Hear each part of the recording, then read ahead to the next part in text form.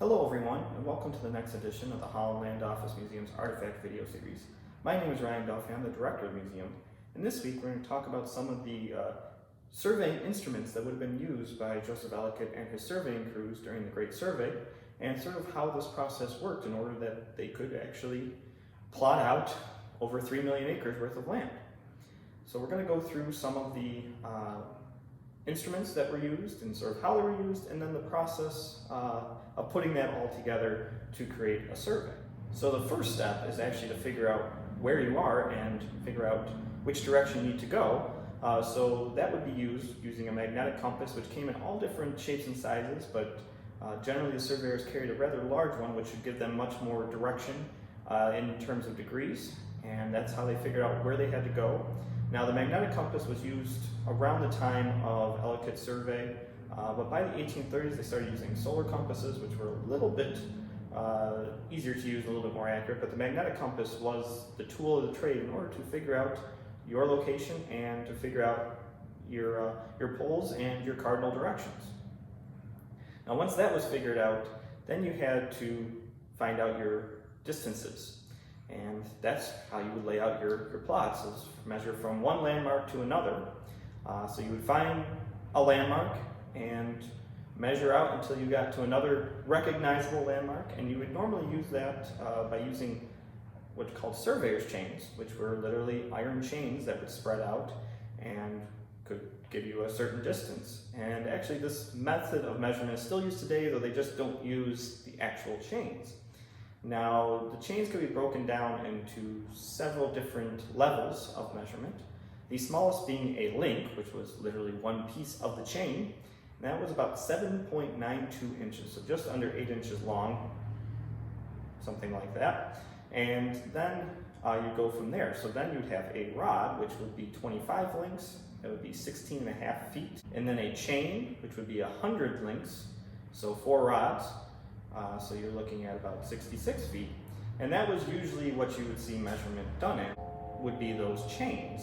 And then it would get smaller if you didn't reach a full chain. That's generally what that worked into. And then these chains would grow into furlongs and then acreage. So you could actually transfer very easily from measuring from this tree to that rock is a single chain, and then eventually that could work out into acreage very easily, and that helps out in your lotting process. However, that was not the end of this process, as you actually had to get your angles down and using multiple other landmarks in order to make sure that your measurements are correct from your standpoint. And to use that, they would use a tool called a transit. Now, if you're not familiar with a transit, it's basically a telescope mounted on a swiveling disc that measures against the horizon. So you use this to take from your 2 landmarks that you've already measured with your surveyor's chain to a 3rd landmark to check your angles.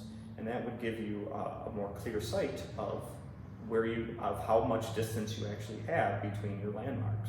And the reason this was needed is you're actually measuring along the curvature of the earth. So you're not able to measure completely in straight lines and get it perfectly right.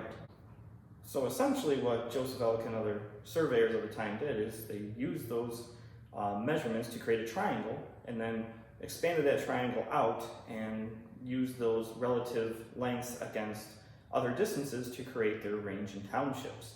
Now, the Elliot system measured ranges going from east to west along the bottom of New York State, from 1 to 16, and then going north with townships, and eventually, and depending on where you were, 1 to 16 in that regard too.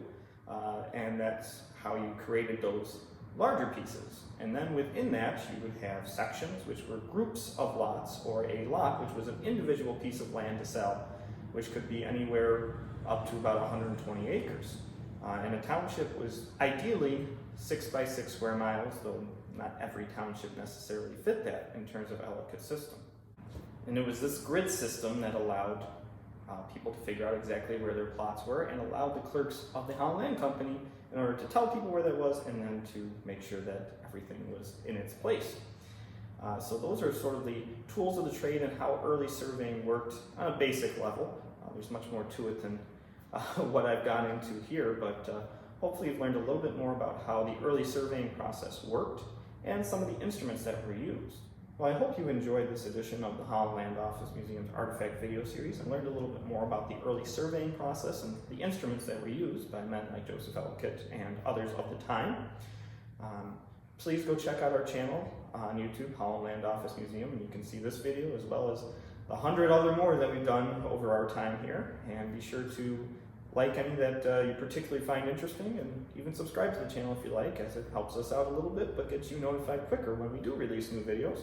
Plus there's other videos of other events and presentations that we've done on the channel, so be sure to check those out.